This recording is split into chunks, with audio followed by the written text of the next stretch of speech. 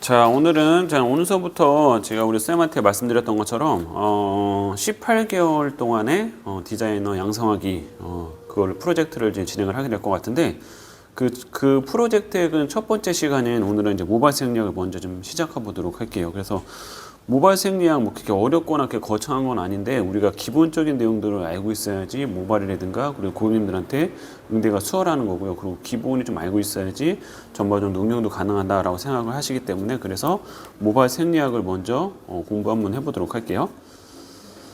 자, 모발 생리학 뭐 거창한 거 아니고요. 그냥 모발이 어떻게 생겼는지 우리가 그 구조를 알아보는 거라고 생각하시면 될 것 같아요. 그래서 자, 첫 번째는 모발의 구조를 보게 되면요. 자, 크게는 모근과 모관으로 이루어진다 그랬었죠. 자, 모관과 모근으로 이루어져 있는데 자, 모근은 거기에 보이시는 것처럼 말 그대로 모발의 뿌리라고 생각하시면 될 것 같아요. 모발의 뿌리라고 생각하시면 될 것 같은데 거기에서 모근 쪽에서는 첫 번째 모유두, 그리고 두 번째 모세혈관, 자율신경, 모구와 모낭, 그리고 피지선과 한선과 잇모근으로 이루어져 있다고 그랬었죠. 자, 근데 모유두는 제가 뭐라고 그랬죠?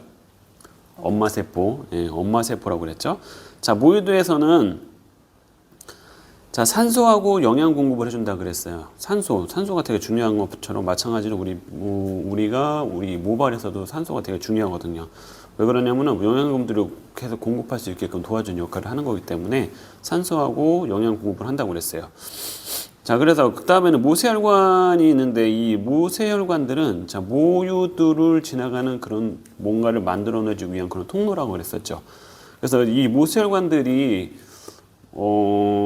모유두에다 영양 공급을 해주고 하는 그런 통로라고 그랬는데 우리가 스트레스를 받거나 그리고 또 우리가 먹었던 자극을 받았을 때 모세혈관들이 수축을 했을 때 그랬을 때 모발을 만들어내는 신경 전달 물질들을 잘 집어넣어주지 못하기 때문에 그래서 행리라든가 이런 것들이 수축을 해서 좁아지기 때문에 잘 전달하지 못하기 때문에 탈모가 발생한다고 말씀드렸었어요. 그렇죠? 자, 그래서 모세혈관들이 하는 역할들이 그런 역할이다라고 생각하시면 될 것 같고요. 자, 자율신경이라는 것도 있는데 이 자율신경은 단백질을 합성 효소에 작업을 해갖고 직접적으로 얘네들을 만들어내라라고 해서 자율신경들이 이렇게 전달을 해주는 거예요. 그런 역할을 하는 거고요. 자, 그리고 모구 같은 경우는 자, 모질세포와 멜라닌 세포로 구성되어 있다라고 생각하시면 될 것 같아요. 그래서 아까 전에 말씀드렸듯이 자, 모구하고 모낭하고 얘네들이 자꾸 헷갈리나 그랬어요. 자, 모낭 같은 경우는 그 모관에 있는 모발들이 들어가 있는 구멍이라고 했고요. 자, 모관 같은 경우는 자, 모질세포하고 멜라닌 세포로 구성되어 있다고 했어요. 그래서 그 멜라닌 세포가 구성되어 있다고 하는 거는 즉 멜라닌 색소를 얘네들이 함유해 있다라고 생각하시면 될 것 같아요. 자, 그 모낭 같은 경우는 모발이 들어가 있는 그냥 구멍이라고 생각하시면 될 것 같아요. 모발. 그래서 그 안에는 내외피 피부막으로 이루어져 있다라고 생각하시면 될 것 같아요. 자, 그리고 피지선은 피지가 분비되는 그 구멍 그 라인이라고 생각하시면 될 것 같아요. 그래서 피지선 같은 경우는 피지를 분비하는 곳이다라고 생각하시면 될 것 같고 한선은 뭐라고 그랬죠? 땀구멍. 예, 땀구멍. 땀이 우리가 물론 음식물이나 뭔가를 먹었을 때 우리가 그 체내에 있는 음식물들을 뭐 밑으로 해서도 배출을 하지만 근데 피부로부터 땀이라든가 이런 것들로 인해서 노폐물도 마찬가지로 배출을 하기도 하거든요. 그래서 땀들에 의해서 마찬가지로 피부층 제일 바깥층에 있는 각질층을 유지하기도 하고 그래요. 자, 그렇기 때문에 땀 한선에서 땀에 분비를 된다고 생각하시면 될 것 같아요. 자, 잇모근 또는 기모근이라고 그랬는데 자, 기모근 같은 경우는 우리가 털이 하는 역할이 물론 우리 미용에서는 되게 예쁘고 스타일링을 만드는 역할을 하지만 이 털의 역할 중에 하나가 뭐냐면은 체온 유지도 있다고 했었죠. 자, 그래서 어떻게 보면 우리가 털옷을 입고 있다라고 생각하시면 될 것 같아요. 그래서 털옷을 입고 있는데 이 털옷이 되게 기능성이야. 어떤 기능성이냐? 신체의 온도가 몇 도죠? 36도. 그렇죠. 36.5도. 예, 36.5도 정도가 되는데 얘네들 플러스 마이너스 되죠. 자, 36.5도의 온도를 체온으로 계속 유지를 해줘야 돼. 근데 만약 갑자기 온도가 급격히 저하되거나 그랬을 때 얘네들 털이 우리가 뭐 되게 춥거나 아니면 되게 긴장되고 그래서 털이 쓴다라고 그러죠. 털이 서갖고서는 얘네들이 딱 서갖고서는 부르르 떨어. 그래서 얘네들이 서로 마찰을 발생시켜갖고서는 몸에 열을 발생시키는 거예요. 그래서 급격히 체온이 떨어지는 걸 갖다 막아주는 그런 역할을 한다고 하거든요. 그래서 이 모근의 역할도 되게 중요하다고 생각하시면 될 것 같아요. 자, 그래서 모근은 이렇게 이루어져 있고요. 그 다음에는 모관 같은 경우는 우리가 그 모낭에서 우리가 바깥으로 나와 있는 부분을 갖다가 얘네들 갖다가 우리가 모간이라고 하거든요. 그리고 그 안쪽에 있는 걸 갖다가 모근이라고 하는 거예요. 근데 이 모간 부분 같은 특히 이 모발을 보면은요. 세 가지로 얘네들이 이루어져 있다라고 생각하시면 될 것 같아요. 모발을 단면도로 딱 잘라보게 되면은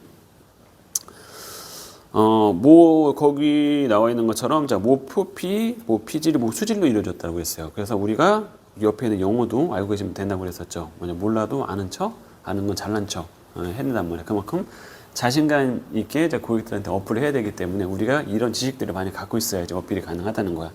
자, 그래서 앞으로는 물론 앞에 있는 글도 잘 한글도 알아야 되지만 근데 영어로 다 그냥 그걸 외우고 계셔야 되는 게 좋을 것 같아요. 자, 그래서 큐티클, 콜텍스, 메둘라로 이루어져 있는데 제가 말씀드렸었죠. 이 모발의 단면도로 딱 자르게 되면은 모발의 그 모양을 딱 보면은 김밥을 딱 자르는 거랑 똑같이 생겼다고. 그래서 큐티클이 하는 역할들이 김밥의 김의 역할을 한다고 그랬었죠. 김. 자, 김의 역할을 한다고 그랬어요. 그래서 김이 얘네들이 세 겹으로 이루어져 있어요. 이 세 겹으로 이루어져 있는데 제일 바깥층에 있는 게 에피큐티클이라고 져 있고요. 그 다음에는 엑소큐티클, 그 다음에는 엔도큐티클 이렇게 이루어져 있다라고 말씀드렸었어요. 그렇죠? 자, 그래서 이 큐티클 같은 경우는 세 가지로 이루어져 있는데 이 에피큐티클은 수분들을 얘네들이 수분들을 먹었을 때 약간 팽준화시키는, 팽충화되는 그런 역할들을 하고 있고요. 그리고 엑소큐티클 같은 경우 얘네들이 시스틴을 함유하고 있어갖고서는 얘네들이 우리가 펌이라든가 염색이라든가 이런 것들을 했을 때 얘네들이 벌어지고 닫혀지는 그런 역할을 한다고 그랬어요. 자, 엔도큐티클 같은 경우는 얘네들이 CMC를 형성하고 있는데 제가 CMC 같은 경우 뭐라고 그랬었죠? CMC가 뭐라고? 응? 클리닉 할 때 CMC. 클리닉 할 때 CMC야? 네. 네. 알고 계신데 막 이 부분 안 나오죠. 네. 네. 자, CMC가 뭐냐면은 그냥 딱 이렇게 외우세요. 그냥 큐티클과 큐티클 사이를 떨어지지 않도록 얘네들을 본드처럼 붙어주는 역할이에요. 그러니까 우리가 김밥을 쌀 때 마지막에 다 싸고 난 다음에 떨어지지 말라고 밥으로 이렇게 붙이죠. 예. 안 붙이면은 물론 뭐 거기다 여러 가지 하기도 안 붙이게 되면 어떻게 김이 너덜너덜 버리죠. 그럼 밥풀의 역할을 하는 게 CMC라고 생각하시면 될 것 같아요. 마지막에 붙여주는 역할. 이해되셨죠? 자, 그래서 쉽게 설명드리면 큐티클과 큐티클 사이에 얘네들의 CMC 성분들이 떨어지지 않게끔 본드 역할을 하고 있다라고 생각하시면 될 것 같아요. 그래서 클리닉을 할 때 우리가 CMC가 들어가 있는 그런 성분들은 큐티클과 큐티클이 떨어져 있고 모발들이 떨어지고 그런 것들을 보수하는 역할들을 하는 거구나라고 생각하시면 될 것 같아요. 아시겠죠? 자, 그렇게 이루어져 있다고 생각하시면 될 것 같고요. 그리고 그 다음에 뭐는 모피질. 피질 같은 경우는 콜텍스라고 그랬죠. 그러면은 이 피질의 김밥의 단면을 딱 잘라보게 되면은 모피질의 역할을 하는 것들이 김밥의 밥의 역할을 한다는 거예요. 밥 또는 뭐 간촉물질이라고도 하거든요. 근데 걔네들이 보면요. 이 모피질 같은 경우는 펩타이드, 폴리펩타이드, 마이크로 폴리펩타이드로 이렇게 이루어져 있어요. 그래서 얘네들을 보면은 우리가 그냥 교원 섬유로 이루어져 있다라고 얘기를 하는데 그 교원 섬유는 뭐냐면은 제가 뭐 말씀드렸던 건데 혹시 그 수세미 제가 설명해 드렸었죠. 수세미 우리나라에 보면은 그 수세미라는 열매가 있는데 옛날에 그 수세미라는 열매를 따갖고서는 그걸 진짜 우리가 그런 그릇 같은 거 닦는 그런 거 했었거든요, 옛날에. 근데 그 수세미란 열매가 있어요. 근데 그 수세미란 열매가 그 안에 있는 내용물을 다 이렇게 없애고 그거를 말려갖고선 진짜 수세미를 썼다라고 하거든요. 그래서 수세미 우리가 쓰고 있는 수세미 하잖아요. 그 수세미가 그 수세미예요. 근데 그 수세미가 되게 단단하고 질겨요. 근데 그 수세미가 어떻게 이루어졌냐면은 이렇게 축세결합이라고 해서 종과 횡으로 이렇게 연결되어 있어. 그래서 이렇게 얽히고 설키고 계속 이루어져 있단 말이에요. 그래서 얘네들을 갖다가 가로로는 뜯을 수 있는데 세로는 절대 뜯을 수 없어. 왜 그러냐면 얘네들이 축세결합으로 가로와 세로로 결합되어 있기 때문에. 자, 모발이 마찬가지로 그렇게 교원 섬유로 이루어져 있다는 얘기예요. 자, 그래서 축세결합이라고 해서 그렇게 이루어져 있기 때문에 절대 뜯을 수 없게 되는 거고요. 그리고 PPT 들어보시죠. PPT 들어보신지 예. 근데 뭐 지금은 많이 안 쓰는데 클리닉 성분이라든가 이런 것들이 뭐 PPT, LPP 뭐 이런 것들이 있었어요. 근데 지금은 정식 제품명을 쓰는데 그 전에는 그냥 클리닉 제품들을 PPP 해주세요, 뭐 LPP 해주세요 막 그랬었거든요. 근데 그 PPT가 뭐냐면요, 이거 여기 나와 있는 것처럼 폴리펩타이드의 약자예요. PPT. 예. 그리고 LPP는 뭐냐면은 로우 폴리펩타이드의 약자였고, 즉 모발에 똑같이 구성하고 있는 성분들을 보충해준다라고 생각하고 해서 클리닉 성분들을 LPP, PPP, PPT라고 했었던 거였어요. 이해되셨죠? 자, 그렇게 이루어져 있다고 생각하시고요. 아까 전에 말씀드린 교원 섬으로 이루어져 있고 간촉물질이 이루어져 있기 때문에 모발이 단단하게 있다라고 생각하시면 될 것 같아요. 자, 모수질층, 즉 메둘레라고도 하는데 이 메둘라층 같은 경우는 수분을 함유하고 있는 층이라고 생각하실 것 같아요. 자, 김밥의 단면도를 딱 잘라놓고 보면은 요즘 김밥은 단무지가 되게 두껍잖아요. 그렇죠. 가운데 있는 단무지가 제일 두껍잖아요. 단무지가 빠지면 김밥의 맛이 정말 없죠. 다른 건 빠져도 단무지는 절대 빠지면 안 될 것 같아요. 그렇죠? 자, 그래서 그 단무지 하는 역할들이 뭐냐면 바로 모수질층이에요. 그 모수질층인데 이 모수질층은 모발의 두께라든가 그리고 모발에 따라서 있기도 하고 없기도 하고 그러거든요. 그래서 즉 아이들 모발이라든가 되게 약한 모발에는 모수질층이 함유하고 있지 않아요. 모발이 되게 약하기 때문에. 그리고 또 하나는 이 모수질층에는 곱슬 모발이라든가 이런 모발들 같은 경우는 딱딱딱딱 끊어져 있어요. 그래서 그 중간중간에 끊어져 있기 때문에 곱슬 모발들 같은 경우는 모발이 쉽게 건조되거나 끝에가 아무것도 하지 않는데도 모발이 건조하다 보니까 되게 손상이 온 것처럼 느껴져서 푸석푸석하는 거거든요. 그래서 모수질층들이 많이 함유하지 않기 때문에 그렇게 이루어진다고 생각하시면 될 것 같아요. 자, 그래서 모관에는 크게는 자, 모표피, 모피질, 모수질로 이루어져 있고, 그거 아까 말씀드렸던 대로 이거는 앞으로 큐티클, 콜텍스, 메둘라라고 그렇게 암기하라고 하셨죠. 자, 그렇게 해서 이루어져 있다라고 생각하시면 될 것 같아요. 자, 그 다음에 모발의 구성 성분들을 보시게 되면은요, 모발 구성 성분은요, 크게 설명드리면은 이거는 진짜 다른 건 몰라도 여기 밑에 있는 것들은 뭐 여러 가지도 있긴 있지만은 중요한 건 이거는 최우선 외울 거셔야 돼. 70에서 80%는 단백질로 이루어져 있다. 그리고 12%는 수분이다. 그리고 나머지는 간촉물질과 이런 멜라닌 색소로 이루어져 있다. 라고 생각하시면 될 것 같아요. 이거 세 가지는 외우고 계셔야 돼. 자, 그래서 단백질 70에서 80%는 단백질로 이루어져 있는데 이 단백질은 케라틴 단백질이라고도 해요. 자, 케라틴 단백질과 아미노산 단백질이 이루어져 있는데 이 케라틴 단백질은 뭐냐면 딱딱한 경 단백질이다라고 생각하시면 될 것 같아요. 자, 모발도 경 단백질이고요. 우리 손톱, 발톱 이런 애들도 다 경 단백질이에요. 자, 그리고 모발 같은 경우는 얘네들이 아까 전에 말씀드렸듯이 모유두에서 모발이 만들어져 갖고서는 자, 모발을 형성을 하고 있는데 얘네들은 피부층 제일 바깥층에 있는 표피, 진피, 피하 조직에서 자, 표피층이 형성을 하고 있단 말이에요. 근데 표피층이 형성을 하고 있기 때문에 이 모발에는 세포나 핵이 존재하지 않아요. 자, 그렇기 때문에 우리가 모발을 갖다가 사할세포다라고 얘기해요. 사할세포. 즉 뭐냐면은 죽어있는 세포다라고 생각하시면 될 것 같아요. 자, 사할세포이기 때문에 딱 탈락이 되면 이미 다 끝난 거야. 그래서 얘네들이 뭔가를 아무런 어떤 압력이라든가 뭐를 가해도 의미 없다라고 생각하시면 될 것 같아요. 자, 그래서 딱딱한 경단백질로 이루어져 있다라고 생각하시면 될 것 같아요. 그리고 경단백질 같은 경우는 딱딱한 단백질, 아까 제가 말씀드렸듯이 손톱도 마찬가지로 경단백질이라고 해서. 근데 세포가 없기 때문에 우리가 모발을 꼬집으면 아프나요? 안 아프죠. 자, 제가 남자인데도 불구하고 여자들 머리를 만지고 있는데 제가 만약 세포가 있다라면 여러분들 제가 여자분들 모발을 만지면은 느끼신 분이 있으실 거야. 그렇죠? 근데 느끼는 분이 있나요? 없어요. 왜 그러냐면 세포나 핵이 없기 때문에 느낄 수 없다는 얘기인 거죠. 자, 그래서 딱딱한 경단백질로 이루어졌다라고 말씀드리는 거예요. 손톱도 마찬가지로 우리가 손톱 꼬집으면 아파요? 안 아프죠. 그래서 세포가 없다는 거예요. 자, 그리고 자, 18가지의 아미노산으로 이루어져 있어요. 18가지 아미노산이 있는데 그거는 다 외울 생각하지 말고 그냥 18가지 아미노산으로 이루어져 있다라고 생각하시면 될 것 같아요. 그래서 저는 그냥 C8 아미노산이라고 이렇게 외웠었어요. 예, 그렇게 외우시면 될 것 같아요. 자, 그렇게 이루어져 있고요. 그리고 지질은 뭐냐면요. 피지선에서 유분들을 함유하고 있는데 피지선에서 피지를 분비를 해서 얘네들을 모발에 이렇게 윤활유처럼 이렇게 싹 감싸준 역할을 하는 거예요. 근데 얘네들이 지질이라고 해서 유분들을 함유하고 있는 층이라고 생각하시면 될 것 같아요.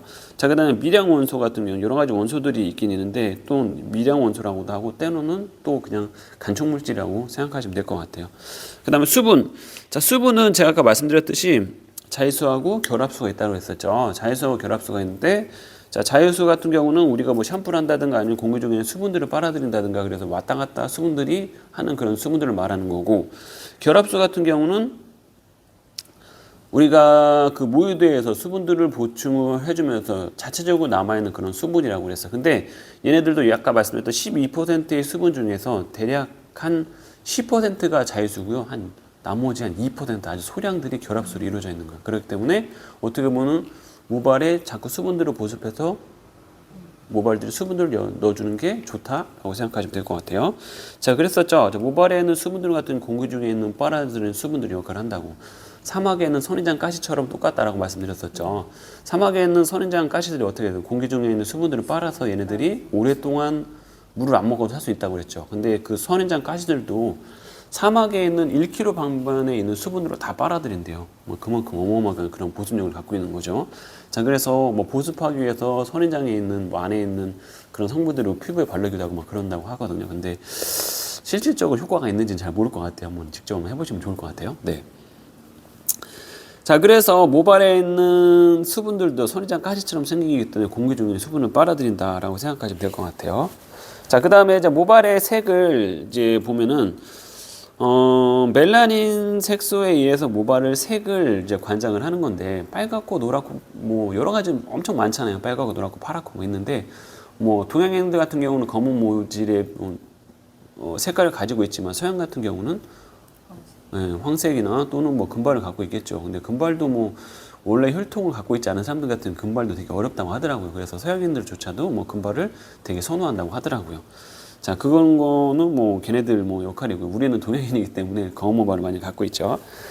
자, 근데 동양인하고 서양인하고 모발의 색깔이 조금씩 틀려요. 왜 그러냐면 그 멜라닌 색소 자체가 멜라닌의 조직이 자체적으로 틀리기 때문에 라고 말씀드렸었죠. 자, 그래서 동양인 같은 경우는 유멜라닌이라고 해서 갈색하고 검정이라든가 적색을 많이 띠고 있고요.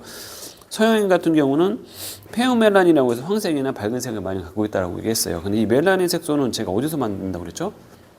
멜라노사이트라는 공장에서 멜라닌을 만들고 있다고 했죠.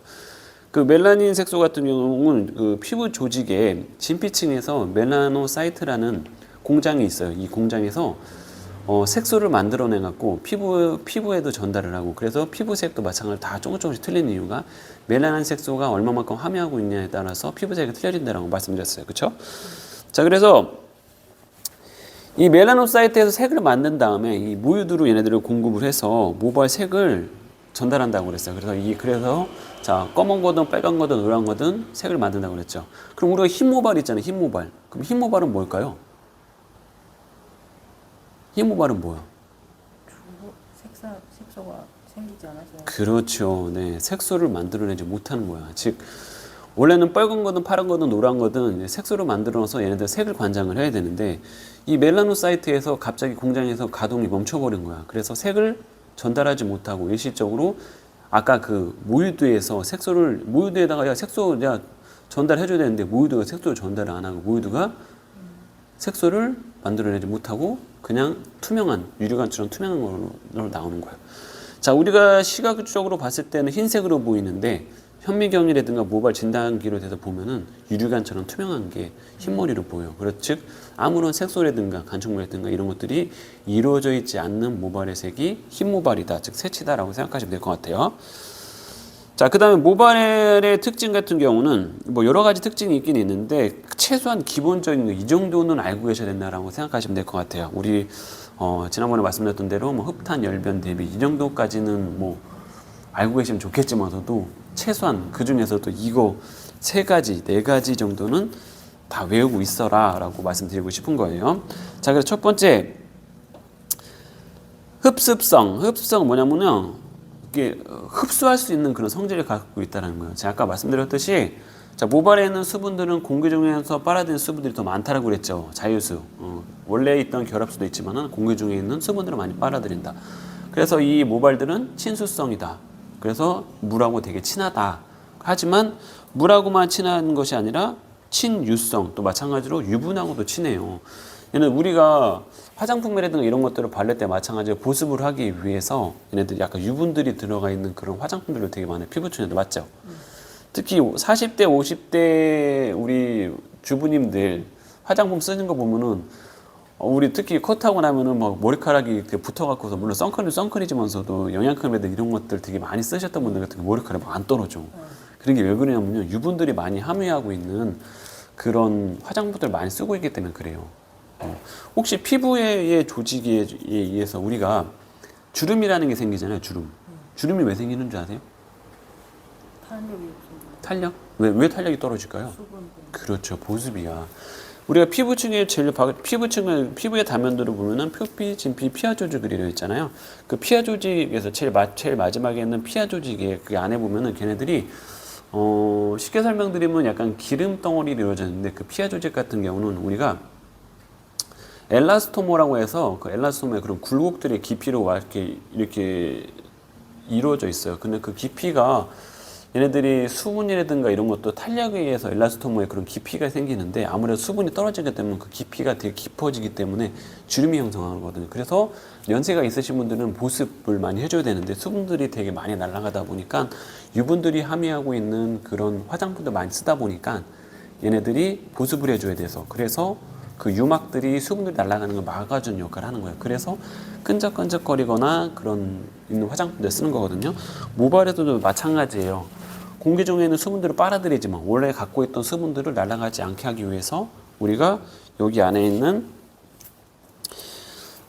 이 유지에서 마찬가지로 기름들이 날아가는 것들을 막아주기 위해서 모 표피에 모 피질에 마찬가지로 함유하고 있다라고 생각하시면 될 것 같아요.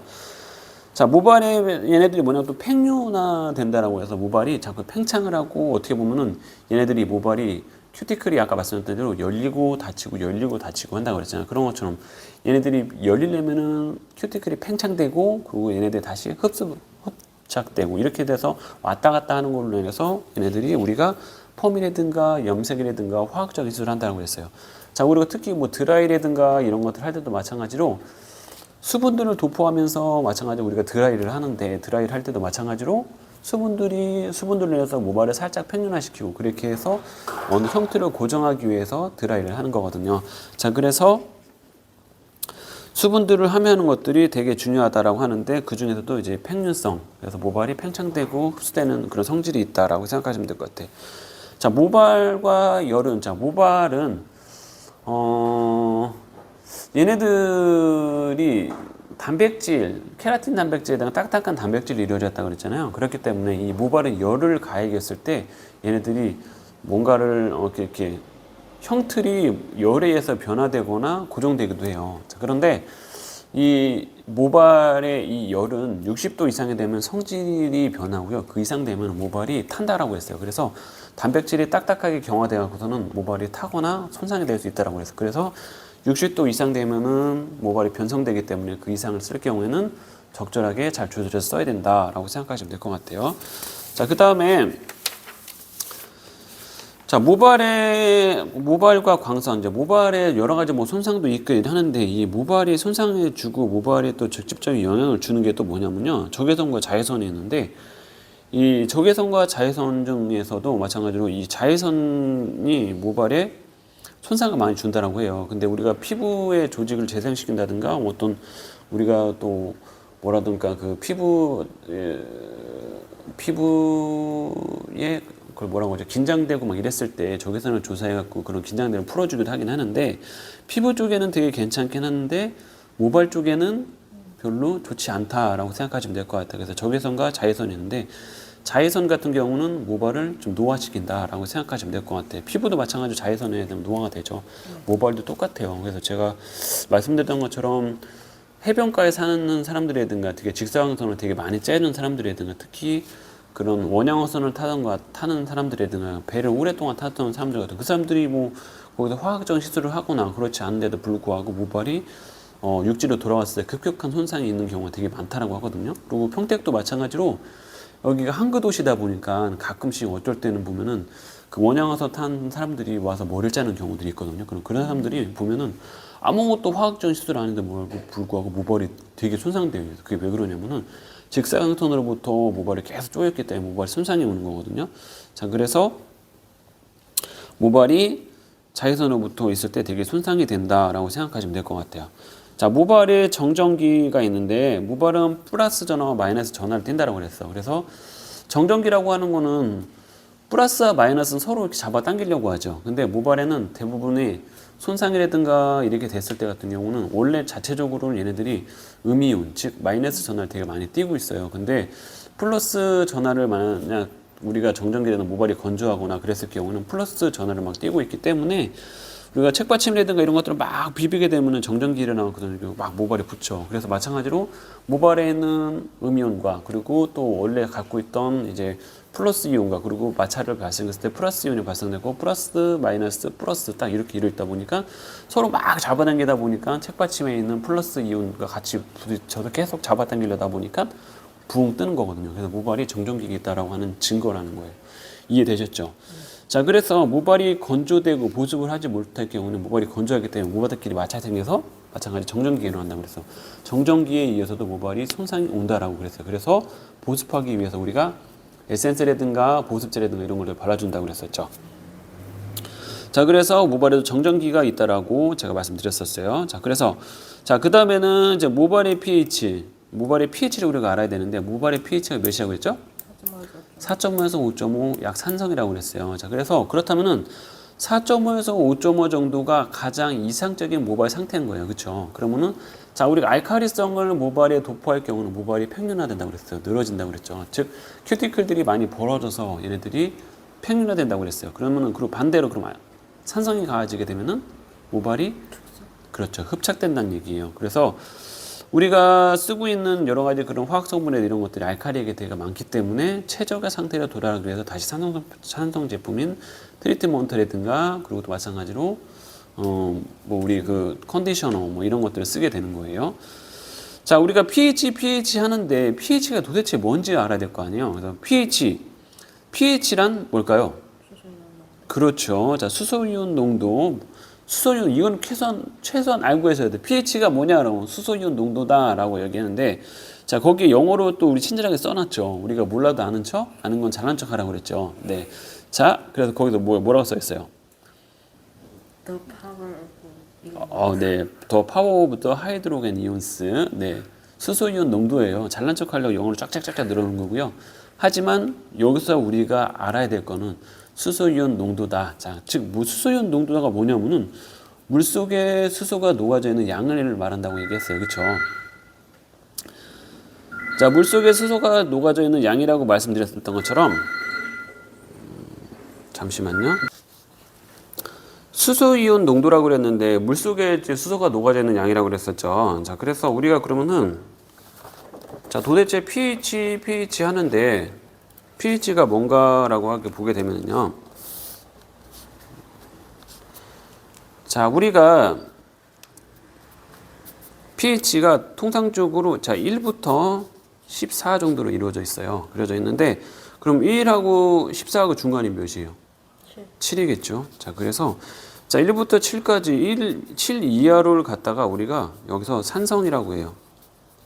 자, 그리고 7 이상부터 14까지 얘네들을 알칼리라고 하는데요. 자, 산성과 알칼리라고 해요. 그러면은 얘네들은 7은 뭐예요? 중성이죠.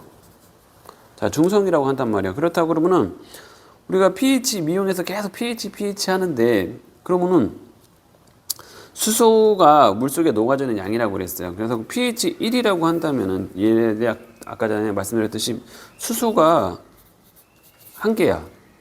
자, 그러면은 그리고 물이 예를 들어 100cc가 들어가 있어. 예를 들어서 자, 그럼 이 정도 들어가는 걸 갖다가 우리가 pH 1이래요. 자, 그럼 pH 2로 따졌을 때 자, 수소가 2개 들어갔어. 그럼 자, 물은 몇 cc가 들어간다고 그랬죠? 1000cc. 네, 맞아요. 자, 공부 잘하셨네. 네, 1000cc. 네. 자, 1000cc가 들어간다 해서 그래서 우리가 여기서 알아야 될 게 뭐냐면요. 대부분인 선생님들이 이제 내가 pH가 2다라고 하면 수소가 2개 들어가 있다라고 하면 물이 200cc라고 해요. 그냥 대부분이 그냥 하나가 더 들어가 있으니까 당연히 뭐 더 더해지겠구나라고 생각하는데 우리가 여기서 알아야 될 것은 수소 한 개당 10승이다. 즉 10제곱이다라고 생각하시면 될 것 같아요. 그래서 우리가 pH를 떨어뜨린다라고 해서 뭐 예를 들어서 염색이라든가 폼이라든가 이런 것들을 할 때 물을 막 도포하는 경우가 있다라고 했었죠. 그랬을 경우 pH가 떨어지지 않고 오히려 더 pH가 상승한다고 그랬죠. 자, 즉 pH 7, 물이 pH 7이라고 그랬어요. 그러면 물 pH 7도 마찬가지로 수소가 들어가 있기 때문에 오히려 더 pH를 떨어뜨리지 않고 pH를 상승시킨다고 그랬죠. 자, 그래서 pH를 떨어뜨리려면 어떻게 된다고 그랬죠? pH 컨트롤이라든가 산성 제품들을 도포해야 된다고 그랬었죠. 자, 그래서 절대적으로 뭐 약의 작용이라든가 이런 것들을 높인다고 해서 물을 도포하거나 하면 안 된다고 그랬었죠. 자, 그래서 pH 하는 역할들이 그렇게 된다라고 말씀드렸어요. 자, 우리가 통상적으로 펌제의 pH가 몇이라고 그랬었죠? 통상적으로 13, 14. 네, 보통 11 정도에서 한 14 정도까지 많이 쓰고 있어요. 그리고 자, 연모제는 이것도 마찬가지로 한 대략 한 10레벨 정도에서 11레벨 정도 많이 쓰고 있어요. 연모제도 마찬가지로 알칼리라고 연모제 1제.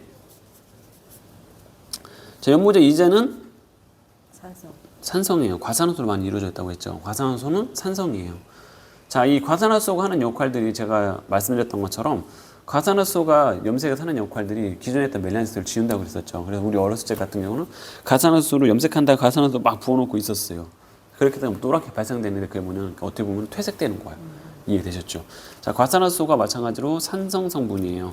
자, 그리고 펌제 이제도 마찬가지로 산성 성분이에요. 그래서 모발이 알칼리 성분들이 가해졌을 때 큐티클이 팽윤화되고 그리고 산성 성분들이 팽윤화되어 있는 그걸 갖다 다시 닫아준 역할을 한다고 그랬었죠. 그리고 펌의 역할은 제가 한번 말씀드렸었죠. 알칼리 성분들을 팽윤화시키고 그리고 환원제가 안쪽으로 들어가서 원래 모발에 있던 조직을 끊어놓고 끊어놓은 다음에 다시 환산 성분인 그렇죠. 중화제가 들어가서 연결을 하는데 예를 들어서 이것도 연결을 하는데 처음에 조직을 얘네들이 이 환원제가 원래 있던 조직을 파마할 때 조직을 10개를 끊어놨어. 그러면은 우리가 중화를 했을 때 10개를 다 연결을 시킬까요? 아니에요. 그 중에서 대략 한 10%에서 20% 예를 들어서 뭐 10개를 끊었으면 하나 내지 2개만 연결시키는 거야. 다 100%다 연결시키지 못해요. 그래서 중화제 하는 역할들이 연결시키고 큐티클을 닫아주는 역할을 한다 뿐이지 이거 뭔가 유지력을 돕는다든가 이렇게 하진 않는다라고 생각하시면 될 것 같아요. 이해되셨죠? 자, 그래서 pH 하는데 pH 하는 역할이 그렇게 이루어져 있다라고 생각하시면 될 것 같아요. 자, 지금 가장 기본적인 모발 생리학이에요. 이 정도는 그래도 외우고 계셔야 돼요. 그래서 이 정도는 그래도 알고 있어야지 우리가 잘 대처하고 능력을 할 수 있다라고 생각하시면 될까요? 우리가 모발 하는 역할들이 이렇게 이루어져 있고 그리고 모발들이 이런 성질들을 갖고 있구나. 그래서 그런 성질들을 잘 움직여서 우리가 헤어 디자인을 하시면 될 것 같아요. 아시겠죠? 네. 자, 질문이요? 없습니다. 없어요? 네. 공부 열심히 할 수 있도록 하시고요. 이것도 마찬가지로 시험을 볼 거니까 공부 열심히 해서 우리가 목표하는 18개월 만에 디자이너 양성하는 거 빨리 될 수 있도록 부탁드릴게요. 네, 수고하셨습니다.